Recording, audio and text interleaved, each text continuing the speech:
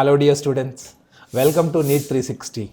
I know the earlier videos have given you a lot of information and lot of value. So I'm very sure if you do not watch the previous videos, please go for it. They will really help you and give you very minute insights that are required to boost your score. And anyways, today we have come up in NEET 360 with a new and very important topic. What is the perfect revision strategy? I'm very sure that in most of the centers, the syllabus is completed and you are about to go for your revision or second tier of revision as well as the grand tests. So now what is the right strategy and how we have to prepare during our revision period? Most of the guys, what happens with most of the students is, generally when you open and start seeing a lesson, you feel that already you have completed the lesson. So you don't get that interest or motive to again read it or solve the questions. So here two things are very important. What you have to do is first take out your textbook and identify all the chapters, list them out in a page. And now what you have to do is you have to keep 3 columns of excellent, good and practice needed.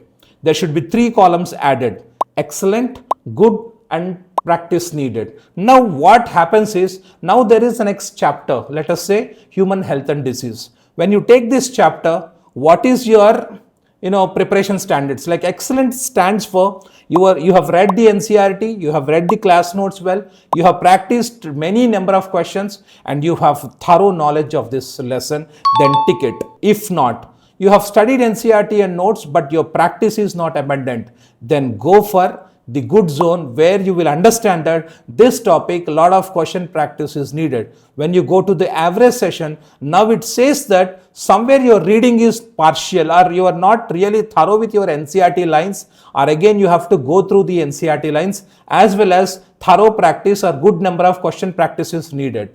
So when you go for this kind of listing, what happens is during your revision, when you keep a schedule for a week, then you will understand that, okay, today botany this lesson is this, zoology this and physics this and chemistry this. When you look at it, now you look the checklist, you will understand this botany chapter is at excellent or good or average zone. If it is at excellent zone, you require less time for this. And if your zoology topic is at your average zone, then you require more number of time here. And your physics, if it is really excellent, then you don't need to give you exceptionally high time, just a minimal practice or PYQs are enough. Whereas chemistry, if it is a good zone, you need again one revision and more number of question practices. What happens with this is, this looks very simple, but trust me guys, this gives really a direction for you where you understand where your time has to be invested. Why? Because once January starts, what happens is you will be busy with your boards, busy with your practicals,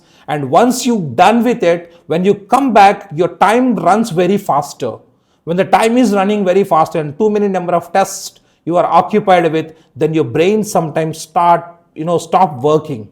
When you stuck there, you don't understand which way or which path you have to follow, and that particular time for those students, this listing out the chapters will help them like anything.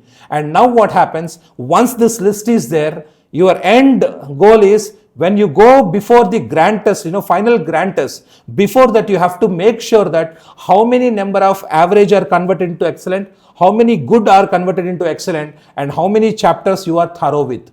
Now you can understand what exactly this list out at the final list out will tell us. What it tells is, now you identify which particular chapters are still left out to be excellent. When you go for the examination grand test, in the grand test, when such question come from such topic, then you can directly mark review and go for the next questions, so that you will not invest more time there, you will not waste your time there, and the time which is crucial because NEET is a game of time and accuracy, so it will really help you. Maybe that one question which you are leaving is giving you time for another question which you are solving, that may take you close to your cutoff mark and may take you to your medical college. So why do you miss this opportunity? Why don't you start listing out today itself? Thank you so much, and let us meet in the next session with the next problem with the best solution, NEET 360. Stay tuned and watch all the topics. Thank you so much. Bye bye guys.